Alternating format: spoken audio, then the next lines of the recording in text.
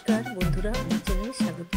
তো আজকে আমি অনেকদিন পর আমার ভিডিওটা দিতে চলেছি, তো আমার সাথে থাকো, দেখতে থাকো।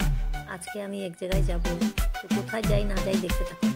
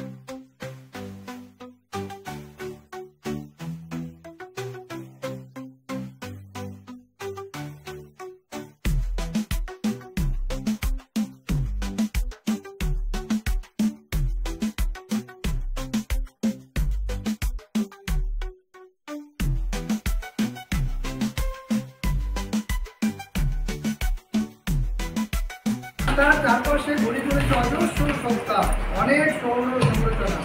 তবে এই বিশ্ব সৃষ্টি দ্বারার একটা নিজস্ব বৈশিষ্ট্য রয়েছে। অন্যান্য সংরচনার ক্ষেত্রে কেন্দ্রবিন্দুর চারিদিকে যারা ঘোরে তারা ঘোরে পরিদৃশ্যমান। এই যে পরমপুরুষের চারপাশে তাদের ঘুরে চলাটা, তারা তা বুঝতে পারে না। অনেক স্থূল মানুষ আবহাওয়ার প্রভাবে, আর তার ফলে সৃষ্টির মধ্যমণি থেকে তাদের ব্যাসার্ধগত দূরত্ব বেড়েই চলে। তবে কখনো অজ্ঞানত বোঝায়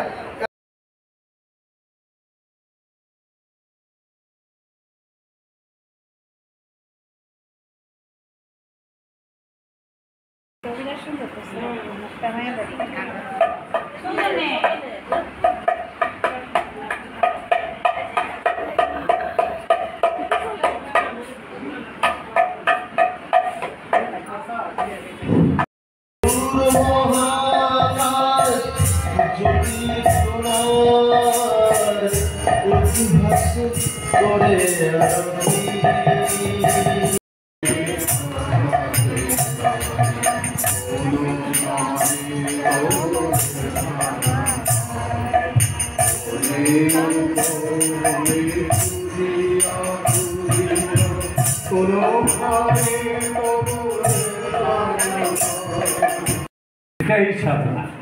কেউ পড়াশোনা করে ডক্টর হতে চায়, কেউ ইঞ্জিনিয়ার হতে চায়, কেউ সায়েন্টিস্ট হতে চায়, বা কেউ একজন ভালো ব্যবসায়ী হতে চায়।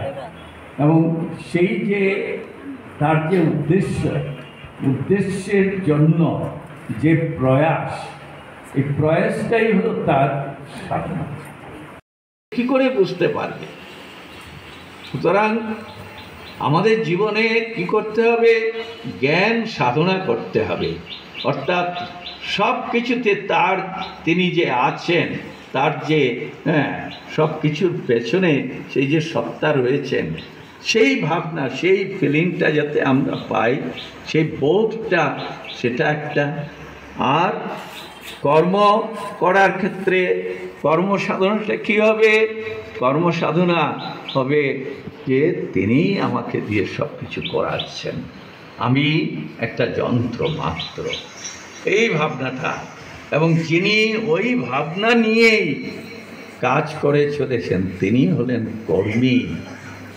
এবং কর্মের সিদ্ধি তখনই আসবে যখন সেই ভাবনা মনের মধ্যে দৃঢ়